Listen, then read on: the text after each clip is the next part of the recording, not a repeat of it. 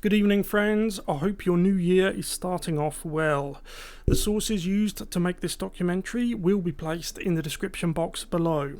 If you find the video informative and entertaining, by all means subscribe to the Tome, hit the notification bell, give the video a like, and let me know what you think in the comments section below. Okay, today we have a video on Joseph Stalin and his descendants. Who are they? What do they think of their sire, in many cases grand or great grandsire? And we'll take a look at their lives too. So it's going to be a doozy. So we'll get into that now. One Joseph Stalin, the iconic Soviet leader who had 2 wives, 3 children of his own, and 1 adopted child. His descendants have very different feelings about their controversial relative. Some were proud of their father and grandfather, while others were not so much.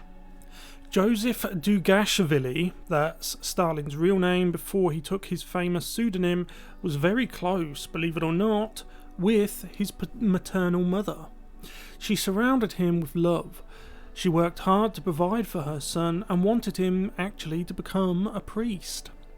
His father was a heavy drinker and often beat his son and his wife. Some biographers see those childhood beatings as the root of the incredible cruelty that Stalin would later show both to his loved ones and to his own people. Stalin's first wife was a laundry woman and a dressmaker called Yekaterina, otherwise known as Cato. The future, quote, leader of nations, end quote, loved her dearly, but at the age of 22 she died of typhus. Biographers believe that her passing actually broke Stalin. Yekaterina's relatives recalled that during the funeral he allegedly lost his mind and jumped into the grave after the coffin which carried his beloved Cato. After her death, Stalin threw himself into his revolutionary work. Whilst his 8-month-old son, Yakov, was left with Yekaterina's aunt, Yakov saw his father next only at the age of 14 when he moved from Georgia to join him in Moscow.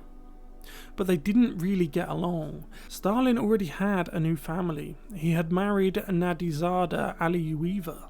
Historians believe that Yakov reminded Stalin of his beloved Cato, and this irritated him. Things were not helped by the fact that Yakov could hardly speak Russian, was shy and taciturn. So with that, it brings us on to the first descendant of Stalin, the tragic firstborn son Yakov Dugashvili. When July 1941 began, German army success in Operation Barbarossa was nothing less than stunning. If Russia was a smaller country, it would have been flattened in weeks, just like Poland.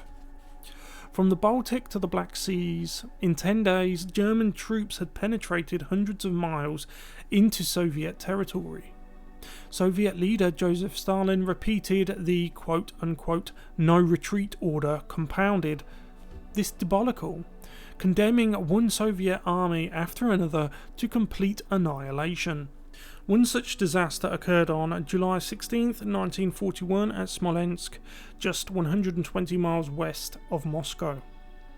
There was about 300,000 Soviet troops were captured, among them Red Army Artillery Lieutenant Yakov Dugashvili, the eldest son of one Joseph Stalin. Yakov was born in 1907 to Stalin's first wife, who died of typhus 7 months later. With the eldest Stalin heavily involved in revolutionary communist activities, Yakov was raised by an aunt in Tbilisi. When Yakov left Georgia to live with his father in 1921, Stalin was a then top official in the communist government and on the way up. Any benefit from his father's position was undercut by the fact that the two didn't really get along well. For all practical purposes, the sensitive boy and aloof, brutal, paranoid man were complete strangers to each other. Stalin constantly abused Yakov, both verbally and physically, and also forbade him from taking the last name Stalin. In the late 1920s, Yakov began living with Zoya Galena, the daughter of an Orthodox priest. When they told Stalin of their intent to marry, he flew into such a rage that Zoya fled the Stalin dacha in terror, and Yakov, in a state of nervous collapse, attempted suicide, shooting himself with a pistol. The bullet entered his lung and not his heart, and while Stalin's second wife bandaged him and called a doctor, Stalin, according to one version, walked away, dismissively stating, quote, "You couldn't even do this properly," end quote. Yakov and Zoya did marry, but it lasted less than 2 years. When the war broke out, Yakov was a reservist, and he was sent to the front. Instead of a personal standoff, Stalin phoned him and said, "Go and fight." And go and fight he did, resulting, unfortunately, in his immediate capture by the Germans. It was, however, several weeks before the Germans discovered exactly who Yakov's true identity was. When they did, they were naturally overjoyed. Leaflets were printed showing a picture of a smiling Yakov surrounded by German army officers. On the back was an exhortation for Soviet soldiers to follow the example of Tsar Stalin's own son and surrender. In August 1941, Stalin issued Order number 270, stating that any officer or commissar taken prisoner would immediately be classed as a traitor and would be executed if he returned to Russia. In addition, the prisoner's relatives were liable for arrest. Stalin disowned Yakov at this point. Yulia Meltzer, that's Yakov's second wife, was incarcerated in Lefortoto prison for 2 years. Yakov, however, escaped that fate. Despite receiving preferential treatment, Yakov did not cooperate with the Germans. At one point, Hitler offered a prisoner exchange, Yakov for Field Marshal Friedrich Paulus, who had surrendered at Stalingrad. Stalin refused this, stating, quote, "I do not trade field marshals for lieutenants," end quote. Years later, it was revealed that, despite his public position, Stalin had not truly abandoned his son. He secretly ordered 2 rescue attempts in 1942. Yakov died in Sachsenhausen concentration camp on April 14th, 1943, under very controversial circumstances. It's true that at this point in the war, the Germans were reeling from their losses in the Eastern Front. The Germans released a photo showing his bullet-riddled body trapped in a prisoner of war fence, an apparent failed escape attempt. Rumours persisted, though, that Yakov was actually ending himself. In the year 2000, after a 12-year Russian investigation, corroborated by Soviet-German War Authority professor John Eriksson, it was confirmed that Yakov did indeed end himself. The catalyst for this was the combination of the Germans' recent revelation of his father's responsibility for the Katyn forest atrocity, where Soviet troops destroyed Polish officers, his feeling of abandonment because of Order number 270, and an argument with a fellow British prisoner of war. Overwrought with shame, hopelessness, confusion, and anger, Yakov leaped voluntarily on to an electrified POW fence. Quote, "The guards certainly shot Yakov 4 times, end quote, Professor Eriksson said. But it is now known that he fired the bullets into Yakov's already dead body. It was the shame of the Katyn massacre that brought him to the end of his tether. Although, in 1977, he was posthumously awarded the Order of the Patriotic War First Class, his death remains a tragedy. Evgeny Yakovlevich Dzhugashvili was a Soviet Air Force colonel. He was the son of Yakov, the eldest son of the Soviet leader Joseph Stalin, and gained notice as a defender of his grandfather's reputation. In the 1999 elections of the Russian state of Duma, he was one of the faces of the Stalinist bloc for the USSR, which was a league of communist parties. In September 2009, he made international headlines when he sued the Russian newspaper Novaya Gazeta after the magazine published an article claiming his grandfather personally signed the death orders against civilians. On the 13th of October 2009, the Russian court rejected his case, stating that its reasons would be made public at a later date. He, nevertheless, was given 5 days to appeal. In January 2015, responding to Russian President Vladimir Putin's macho acts in a video where he appears shirtless and is seen taming and riding a horse, Dugashvili said it is, quote, all a publicity stunt and only showed how the president was leading the country without brains, end quote. The Independent additionally stated that he said, quote, the mess in Russia would have been avoided if Stalin had lived for 5 more years, end quote. After that, he was known to reside in his father's and his grandfather's home state of Georgia. He was, however, unfortunately found dead close to his home in Moscow in December 2016. I have been unable to find the cause of his death. And next we move on to Jakub Dugashvili. Jakub Dugashvili hoped simply to make his name as a painter, yet he could not get away from his family's ruse, for he is the great-grandson of Stalin. He spent his time at the famous art school, partying with fellow students at the height of the 1990s Britpop era, and even, to his eternal shame, became so drunk on one occasion that he threw up on one of the city's main thoroughfares. Recalling his time in Glasgow, Mr. Dugashvili, now 45 years old, a successful painter whose work is sold by a top London gallery, admitted that he had preferred to keep his extraordinary political heritage a secret during his studies, revealing the truth only to a select few close friends. He said that people reacted, quote, differently, always differently, end quote, to his family background, adding, quote, some curious, some with hate, some with great respect, end quote. He said, quote, I told it to those I became close with, and only after they guessed my relationship with Stalin. The common reaction is curiosity. I think the name is just a container. It depends on what you fill it with, end quote. He continues with, quote, my friends really didn't care about my name, they cared about our friendship. As I was communicating with people of the same age of mine, there was only curiosity and it didn't last long. Personality, that's what really matters, not identity.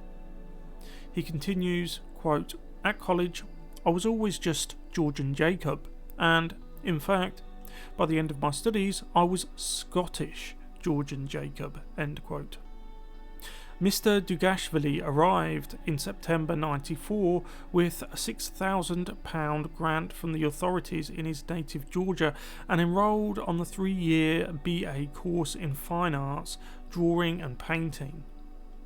He was taught by Glasgow School of Art stalwart James Robertson, whose paintings are collected by royalty, including Prince Philip. More than 20 years after he graduated in 97, Mr. Dugashvili now lives in Moscow with his wife Nino and their 9-year-old daughter Olga. Said his years in Glasgow formed a lasting influence on him. Galena Yakovlevna Dugashvili was a Russian translator of French. She was the granddaughter of the aforementioned Stalin, the daughter of Stalin's eldest son, the aforementioned Yakov. She consistently challenged widely accepted accounts of her father's internment and death at the German prisoner camp. Galena was born in Moscow. Her mother was Yelena Meltzer, a well-known Jewish dancer from Odessa. After meeting Yelena at a reception, Yakov fought with her second husband, an NKVD officer named Nikolai. and arranged for her divorce. Nikolai was later arrested by the NKVD and executed himself. Yakov became her third husband. Yakov was a senior lieutenant in the Soviet artillery in the Second World War, as we mentioned earlier. Historians have traditionally maintained that he was captured by the Germans in 1941 and died in the camp in 1943 after Stalin declined to exchange him for the captured German General Field Marshal Friedrich Paulus. The United States Defense Department was in possession of documents which indicated that Yakov was actually shot by a concentration camp guard, which were shown to Galena in 2003, but which she rejected them, claiming that her father was never taken prisoner by the Germans, but rather killed in battle in 1941. She continuously maintained that any photographs or letters indicating her father was at the prison of war camp was just propaganda. Galena Duzgashvili studied philosophy at Moscow State University and received a doctorate. She was a member of the Russian Writers' Union and worked all her life as a translator of French, mainly for the Gorky Institute of World Literature. She was married to Hussein Ben Said, an Algerian mathematician, living in exile in Moscow and employed by the United Nations, but kept her maiden name. They had one son, Selim, born on the 15th of November 1971. He was born deaf. Galena Dugashvili died from cancer at the Burdenko Military Hospital in Moscow at the age of 69.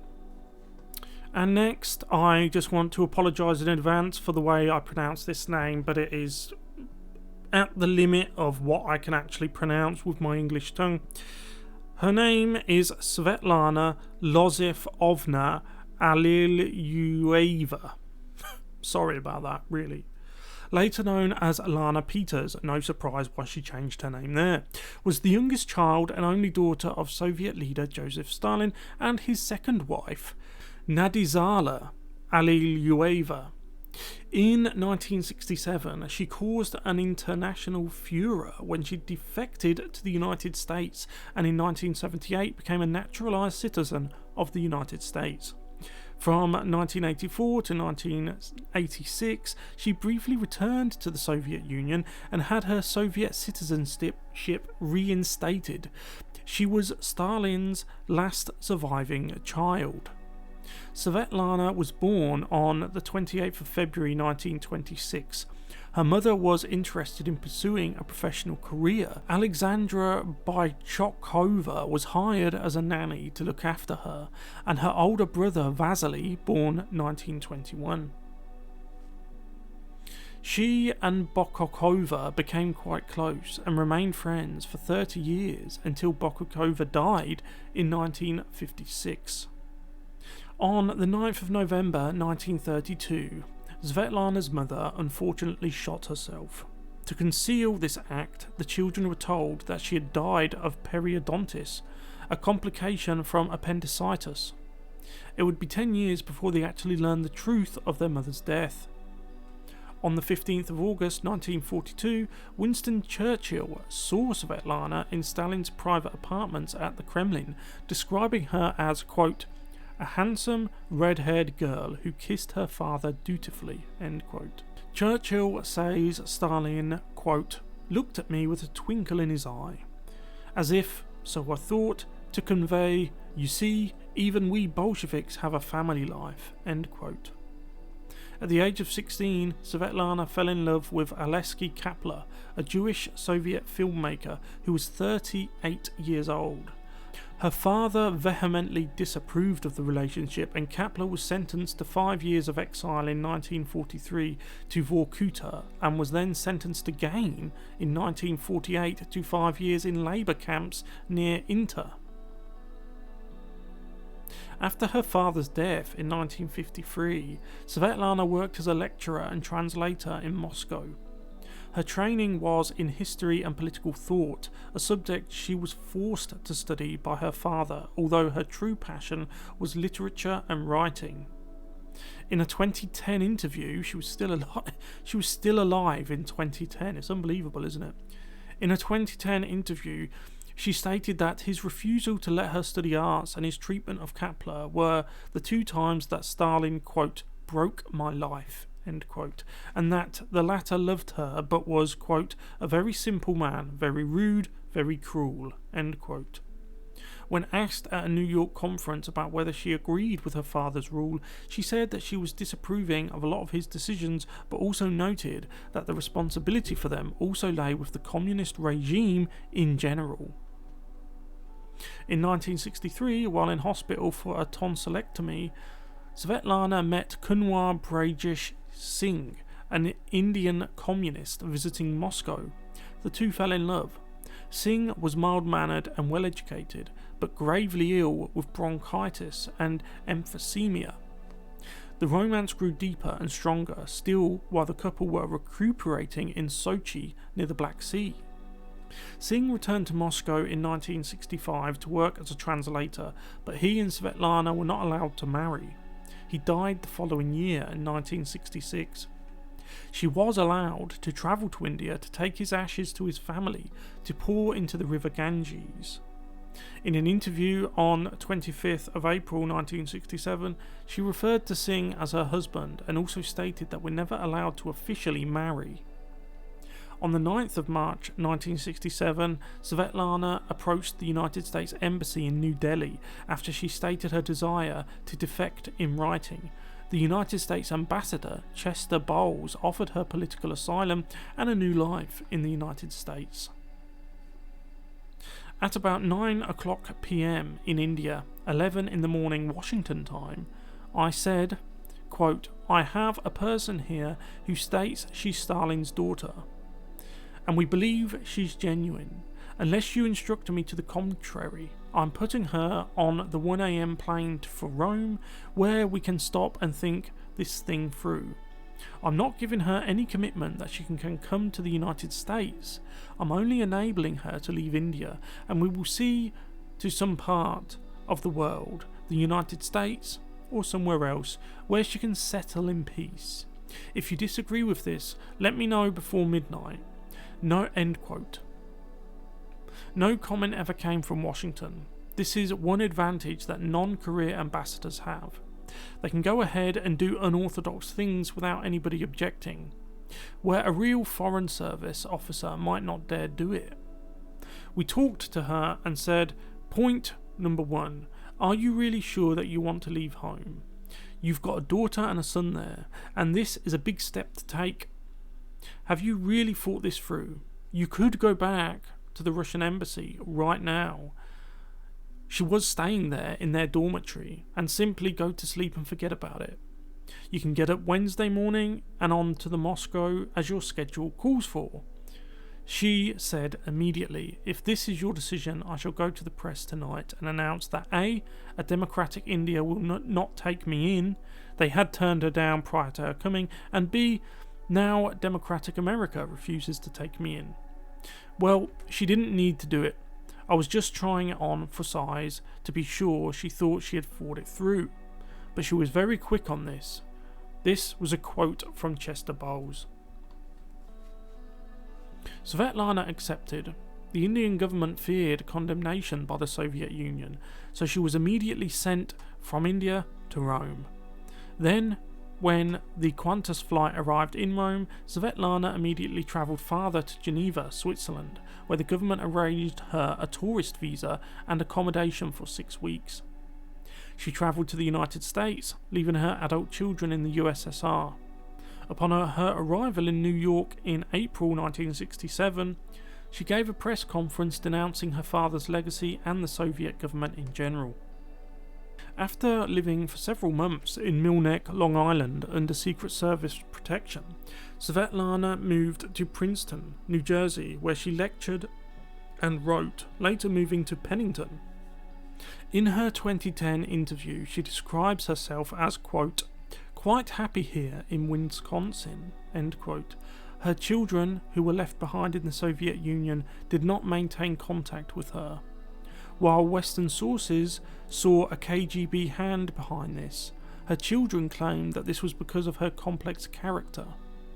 In 1983, after the Soviet government had stopped blocking Svetlana's attempts to communicate with her USSR-based children, her son Joseph began to call her regularly and planned to visit her in England, but was refused permission to travel by the Soviet authorities. In 1986, she again moved back from Russia to the US with Olga, and after her return denied anti-Western comments she had made whilst back in the USSR, including that she had not enjoyed one single day of freedom in the West, and had been a pet of the CIA. Svetlana, for the most part, lived the last 2 years of her life in southern Wisconsin, either in Richland Center or in Spring Green, the location of Wright's summer studio. She died on November the 22nd, 2011 from complications arising from colon cancer in Richland Center, where she had spent the last time visiting from Cambridge.